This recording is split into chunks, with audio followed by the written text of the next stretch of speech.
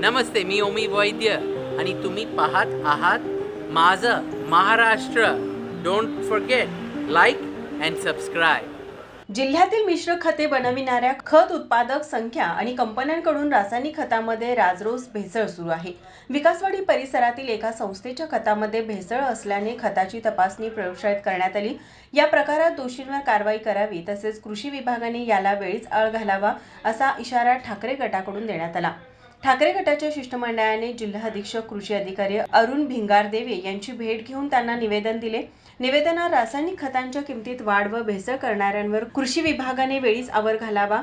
ज्या ठिकाणी मिश्र खते तयार करतात ते चुकीच्या पद्धतीने होत आहेत. भेसळखोरांच्यावर फौजदारी गुन्हे दाखल करा, अन्यथा त्यांना धडा शिकवू असे शिवसेना उपनेते संजय पवार यांनी प्रशासनास इशारा दिला.